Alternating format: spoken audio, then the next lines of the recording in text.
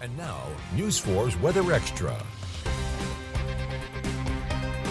Welcome into Weather Extra, my favorite 15 minutes of the whole evening. I'm alongside meteorologist Ryan Duggar. Springtime is here. That's right. How do you like it? I know, it feels great, and that's why we broke out the spring colors. That's right. I see you got the pink, and I got the orange, so we're looking a little bit flower-like tonight, right? Yeah, shaking off all that cold air from winter. I spent the weekend kind of, doing some chores, washing my truck because of all the grime from the roads and kind of washing and cleaning up the outside of my house as well, because winter just leaves a, I don't know, icky feeling. It does. It does. Like, the warmth really wants you to spend time outdoors, and along with the cleaning that you were doing, I know we were talking about even grilling outside. I grilled some hamburgers and hot dogs, and you did the same, right? Same thing, yeah. It was a great weekend for that.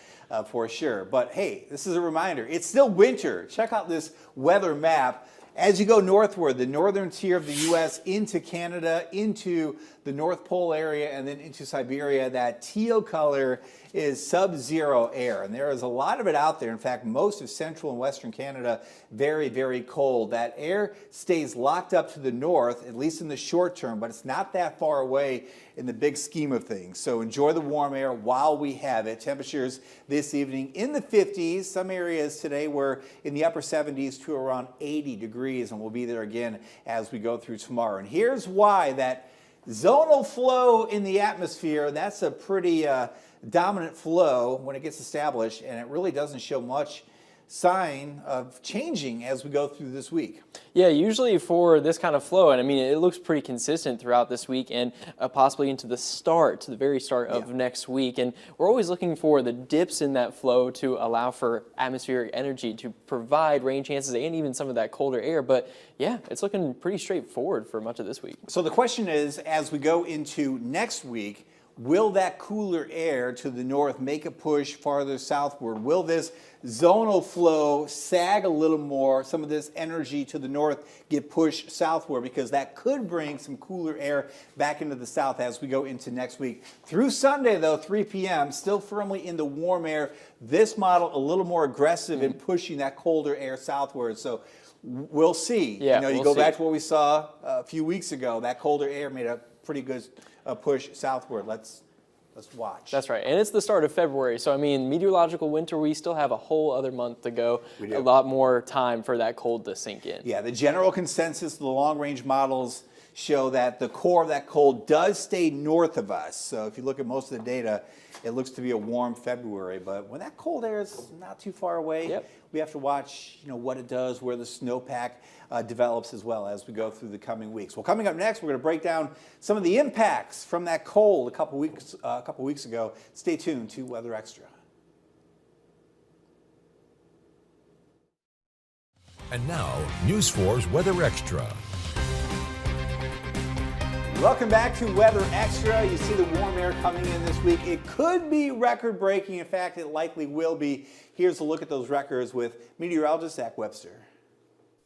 Just 2 weeks removed away from record snowfall and a pretty extended streak of colder air, we're now starting to kind of flip that script and head to the warmer side of things for much of this week. So warm that most of the record highs for the remainder of the week, we're going to come within a degree or two of at least tying or breaking those highs, which will bring those temperatures up into the upper 70s and lower 80s. The record high for Tuesday, 78, set back in 2020. Those record highs jump up into the lower 80s for Wednesday, briefly back down into the upper 70s for those record highs on Thursday. Then we're right back up to that 80-degree mark for that record high on Friday. It's also quite a bit warmer than where we were around this time last year, where we only saw those temperatures in the 50s up into the lower and middle 60s by the end of the week. If we do get a temperature up to that 80-degree mark throughout the week, it'll be the first time in quite a while that we've seen those temperatures in the 80s. It eventually happens, but the last time we reached that 80-degree mark was all the way back on November 9th,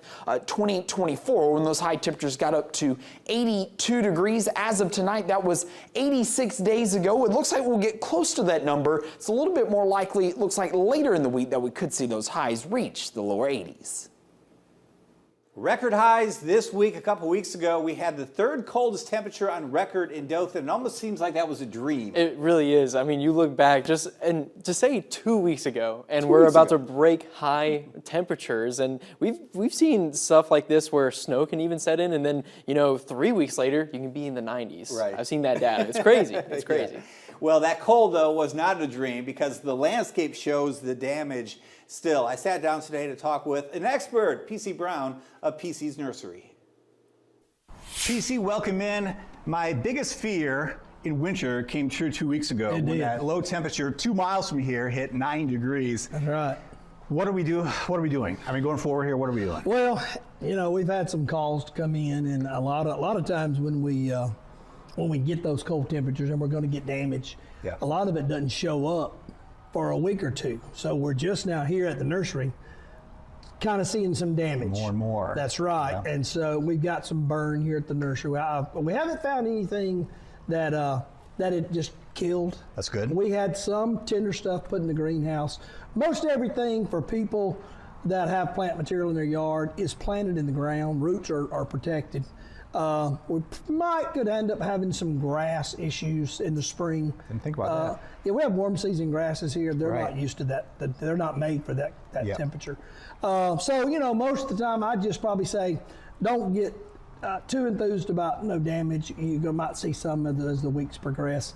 If you have anything that's burned or looks bad, don't just assume it's dead. Trim it back, prune it back. Kind of just we're going to have to wait on the spring flush to see kind of what's going to come back, what's not.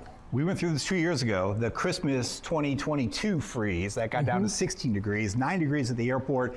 Do you think the damage will be worse than 2 years ago, or well, it depends? It could be. Yeah. One thing I know, we had snow, and you think, it's even colder. Insulator. But that's exactly right. That snow kind of provides a little blanket. I know it's cold, but it's still warmer. It's like a blanket. That's right. So hopefully that's going to protect some of the grasses. And even some of the shrubs that were stuck. Yeah, good. So I wish I had the answer to exactly what's going to happen, but it is something that just don't assume just because it's brown that it's completely dead. Sometimes it'll defoliate plant material, and but a little wait on the warm weather. Do some trimming back, some cleaning up. Make sure we do not fertilize. I know we got this warm weather. Do not put out any fertilizer right now of any sort on grass or shrubs. It's too early, and this warm weather that we're having it's uncommon too. Yeah, absolutely. Good point. If you need plant material, of course, PC's got you covered this spring. Let me throw it back to me and Ryan in the studio.